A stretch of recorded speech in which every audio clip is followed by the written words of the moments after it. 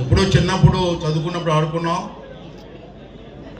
తర్వాత ఇది ఇందాక మనకు ప్రెస్ వాళ్ళు అడిగారు, ఈ సాంప్రదాయం కొత్తగా పెడుతున్నారా అని.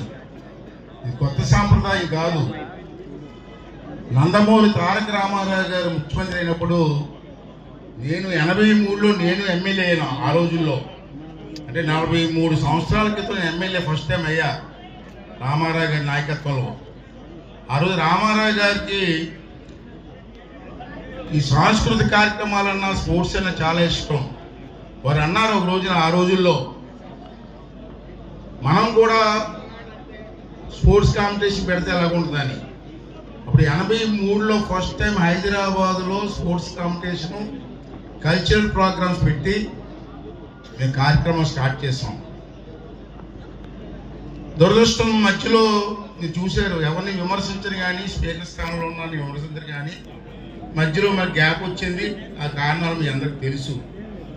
రామారావు గారు ముఖ్యమంత్రిగా ఉన్నప్పుడు స్టార్ట్ చేసే కార్యక్రమం గురించి నాకు ఇప్పటికీ గుర్తు. కల్చరల్ ప్రోగ్రాం అవుతుంది రవీంద్ర భారతిలో.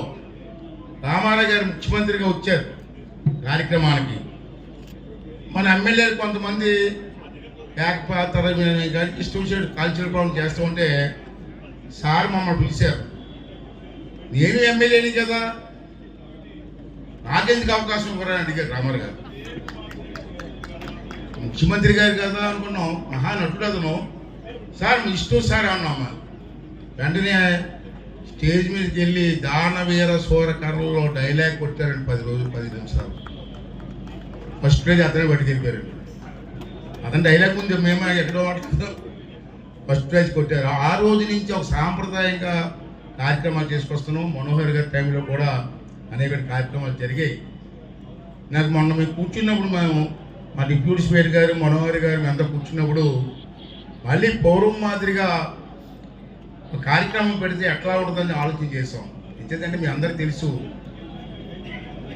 మన తెలుగుదేశం పార్టీలో ఉన్నటువంటి అలాగే జనసేనలో ఉన్నటువంటి ఎమ్మెల్యేలు కానీ నాయకులందరూ కూడా ఎప్పుడూ నిత్యం కూడా ఉదయం లేచిన నుంచి రాత్రి పడుకునే వరకు ప్రజా కార్యక్రమంలో తలనొప్పి ఉంటాం. మనం కూడా సరదాగా 3 రోజులు అందరూ ఇక్కడే ఉన్నాం కాబట్టి, అసెంబ్లీ జరుగుతుంది కాబట్టి 3 కార్యక్రమాలు రోజులు కడతామని చెప్పి నిర్ణయం తీసుకోవడం జరిగింది. దానికి మనోహర్ గారు అందరూ కూడా సహకరించారు. వెంటనే చంద్రబాబు గారి దృష్టి తీసుకెళ్ళాం, వారు కూడా అంగీకరించారు. వెంటనే మన స్పోర్ట్స్ మినిస్టర్ గారు కానీ, కల్చరల్ అఫైర్స్ మినిస్టర్ గారిని కూడా కలిసినప్పుడు మేము బాధ్యత తీసుకుంటామని చెప్పి ఆ చైర్మన్ గారు అందరూ కూడా ముందుకు వచ్చి ఈ కార్యక్రమాన్ని బ్రహ్మాండంగా చేసేది జరిగింది.